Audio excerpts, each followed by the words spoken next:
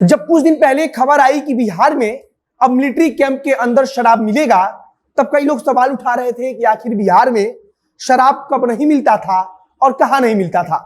बात बिल्कुल सही भी है।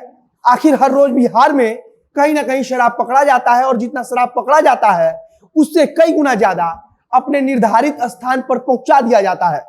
आज खबर सुनाने के पहले एक बात हम जो आंकड़ा शराब का दिया हुआ है उसे पढ़ने के बाद कहना चाहते हैं कि बिहार में केवल कानूनी रूप से शराब पर रोक है। सच्चाई यह है कि बिहार के हर जिले और हर गांव में शराब उपलब्ध है, बस आपको शराब के लिए ज्यादा पैसा चुकाना होता है। सबसे हैरान करने वाली खबर तो यह होती है कि ट्रक में एक साथ करोड़ों रुपए का शराब लादकर बिहार लाया जाता है, और आखिरकार ऐसा संभव तब होता है जब तस्करी करने वाले ऐसा अक्सर करते हैं। मुजफ्फरपुर से एक ट्रक पकड़ा गया जिसमें 80 लाख रुपए का शराब लादा गया था। एक और खबर वैशाली से है, जहां जहरीली शराब पीने के कारण एक व्यक्ति की मौत हो गई और 3 व्यक्ति गंभीर रूप से बीमार हो गए हैं। वैशाली का नाम सुनते ही एक और खबर ध्यान में आता है जो कुछ दिन पहले ही आया था। वैशाली में सैकड़ों लीटर कच्चा स्प्रिट पकड़ा गया था और नकली विदेशी दारू का बोतल।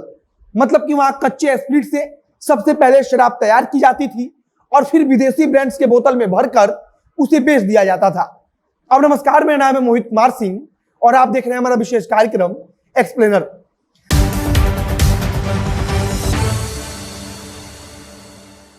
शायद बिहार के लिए अब शराब पकड़ा जाना कोई खबर नहीं रह गया है, लेकिन जो जहरीली शराब बिहार में बनाकर बेचा जा रहा है, कम से कम सरकार उसे रुकवा दे तो बहुत बड़ी कृपा होगी।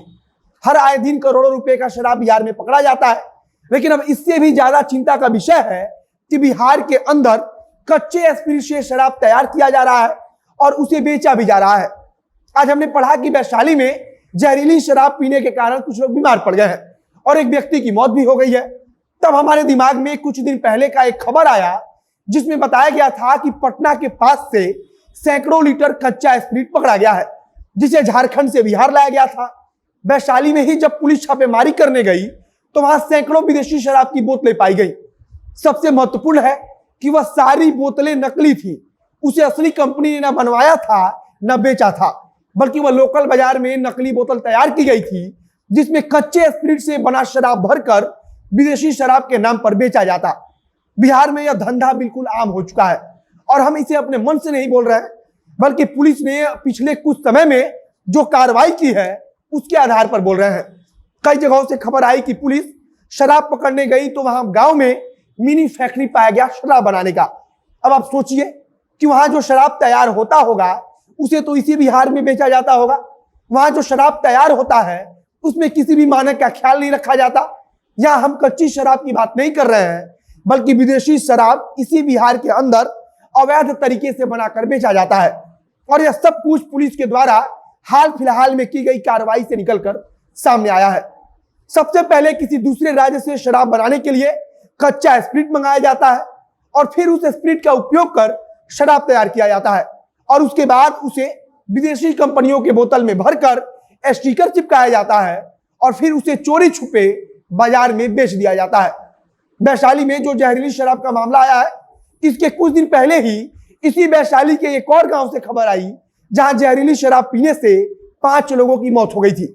इसके पहले जब चंपारण का मामला सामने आया था तब भी इसी बात का खुलासा हुआ था कि गांव में ही शराब बनाया जाता है और उसे फिर बेचा जाता है। पुलिस की तरफ से 80 लाख रुपए के मूल्य का शराब आज मुजफ्फरपुर में पकड़ा गया है, जिसे राजस्थान से लाकर बिहार में बेचा जाना था। यहां सरकार एक नहीं बल्कि 2 मोर्चे पर विफल है। सबसे पहला मोर्चा कि शराब बिहार में बंद है, उसके बावजूद बाहर से शराब बिहार में आ जाता है और यह कभी कभी नहीं बल्कि रोज होता है। दूसरा सबसे महत्वपूर्ण मोर्चा कि बिहार के अंदर ही जहरीली शराब बनाई जा रही है और हमारी सरकार उसे चाहकर भी नहीं रोक पा रही है।